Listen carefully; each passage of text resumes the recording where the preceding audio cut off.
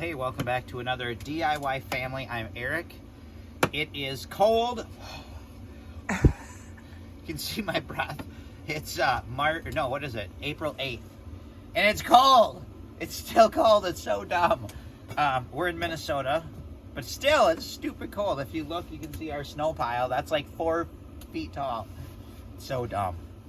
But it's supposed to be almost 60 today and like 70 by Wednesday. It's going to be amazing. Maybe we'll get rid of the stupid snow. But we're making maple syrup. And the key thing to making maple syrup is we use a 55-gallon drum, which is over there.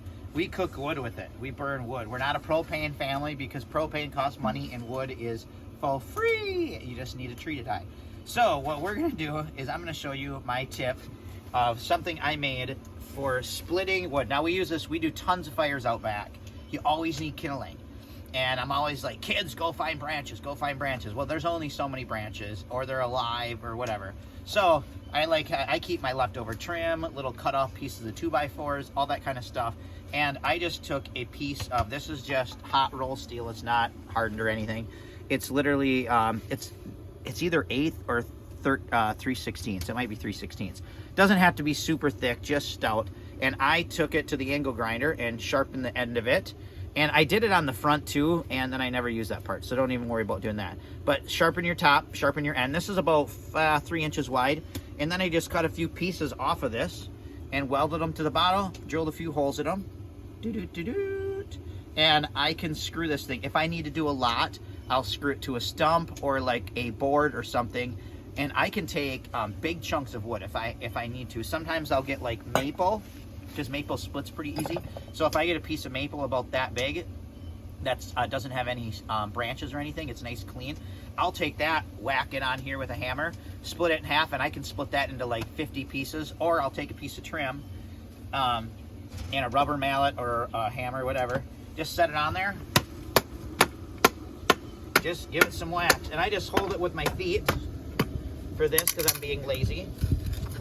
And I just keep this in the garage, and then it's really quick and easy access. Sometimes I'll bring it out to the fire pit if I want to cut up a bunch.